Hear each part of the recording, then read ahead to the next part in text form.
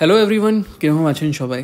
আজকে ভেজিটেরিয়ান ডিলাইটে আমরা নিয়ে এসেছি আপনাদের কাছে নতুন একটি রেসিপি, আলুর দম দিয়ে সয়াবিন। এখানে আমরা দম সাইজের আলু নিয়েছি, প্রায় আধা কিলোর অল্প বেশি, আর নিচ্ছি সয়াবিন। সয়াবিন এখানে বড় দানাটা নিয়েছি, আমরা চাংস ব্যবহার করছি না, কারণ সবজির মধ্যে চাংস অত একটা সুস্বাদু লাগে না। আসুন আমরা রেসিপিটা এবার আরম্ভ করি। প্রথমে আমরা আলু নিয়ে নিচ্ছি। এখানে আলুটা আমরা ভালোভাবে সিদ্ধ করে নেব। আর সয়াবিন নিয়ে নিচ্ছি, সয়াবিনও আমরা ভাপ দিয়ে দিব যাতে সয়াবিনগুলো একদম সফট হয়ে যাক। এখানে কিছু রয়েছে গ্রিন আর রেড চিলিস, টমেটো, কড়াইশুঁটি। প্রথমে আমরা পেস্ট বানিয়ে নিচ্ছি গ্রিন চিলি, জিঞ্জার আর টমেটোর। এই পেস্টটা সাইড করে আমরা সয়াবিন যেটা সিদ্ধ করতে বসিয়েছিলাম সেটা নামিয়ে নিচ্ছি। এখানে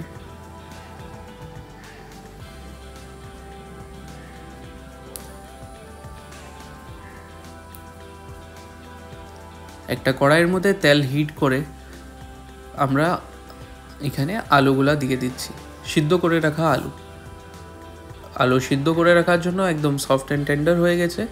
আর সেটার আমরা ছিলকেগুলো সরিয়ে নিব। দিয়ে দিচ্ছি একটু নুন আর হলুদ।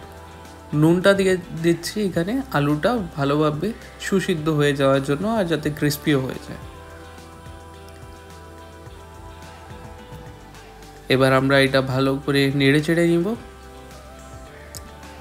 নাড়াচাড়া করার পরে আলুটা যতক্ষণ অবধি গোল্ডেন ব্রাউন কালারের না হয়ে যায় আমরা অল্প সাঁতলাতে থাকবো।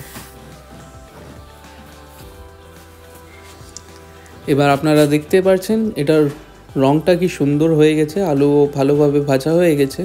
যখন আমরা এই স্টেজে এসে যাব তখন আমরা আলুটাকে নামিয়ে নিব।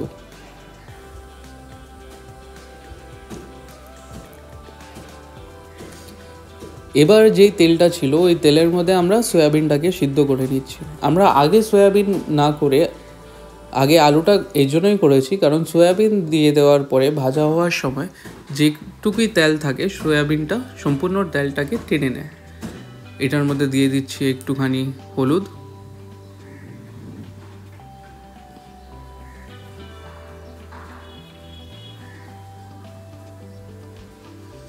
এটাও অলমোস্ট রেডিশ ব্রাউন কালারের হয়ে যাওয়া অবধি আমরা ভাজতে থাকবো। আর সাইডে এখানে আমরা সব মশলা রেডি করে নিচ্ছি। এখানে red chilli powder, coriander powder, cumin powder, turmeric powder সব এক জায়গায় রাখছি। আর এটার মধ্যে মিলিয়ে দিচ্ছি অল্প খানিকটা জল, আর ভালো করে এটা নেড়ে চেড়ে দিচ্ছি। কড়াইয়ের মধ্যে আমরা আবার ধুয়ে পরিষ্কার করে তেল গরম করে নিচ্ছি। সম্পূর্ণ রান্নাটা আমরা মাস্টার্ড অয়েল দিয়েই করছি। এটার মধ্যে দিয়ে দিচ্ছি তেজপাতা, শুকনো লঙ্কা আর জিরা।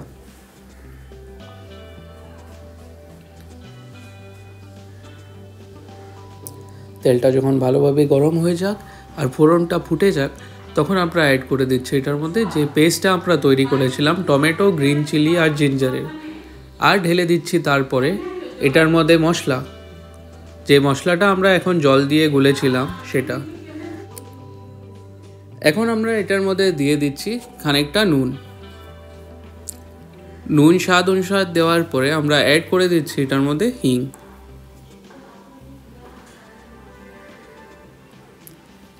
আর এটার মধ্যে ছেড়ে দিচ্ছি এবার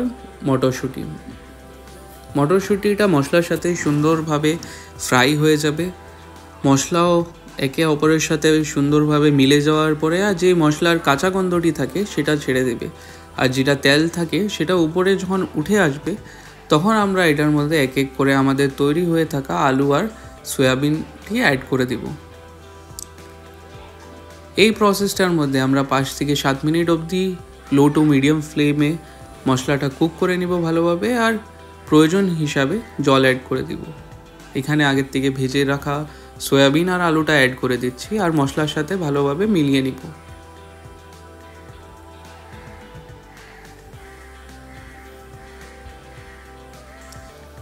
সুন্দরভাবে আপনারা দেখতে পাচ্ছেন মশলার সাথে এটা ভালোভাবে মিশে গেছে। এবার মশলাটা সবজির সাথে ভালোভাবে কষিয়ে উঠলে তখনই ফ্লেভারফুল লাগবে তরকারিটা। এটার জন্য আমরা লো টু মিডিয়াম ফ্লেমে আবার একটু টাইম কুক করতে থাকবো, আর অ্যাড করে দেব প্রয়োজন হিসাবে জল। আমরা এটা একদম ড্রাইও করছি না আর একদম কারিও বানাচ্ছি না, এর জন্য মিডিয়াম জল ইউজ করবো আর জলটা খানিকটা শুকিয়ে রাখবো। এটা অল্প থিক গ্রেভি হবে। অ্যাড করে দিচ্ছি এখানে 2 লাল লঙ্কা। আপনারা দেখতেই পাচ্ছেন এটার কালারটা খুবই সুন্দর হচ্ছে। স্মেল যদি আমি বোঝাতে পারতাম আপনাদেরকে তাহলে হয়তো বলতে পারতাম যে এখানে স্মেলটা কত সুন্দর আসছে। অ্যাড করে দিচ্ছি এখানে কসুরি মেথি, সাথে রয়েছে 1 চামচ ঘি।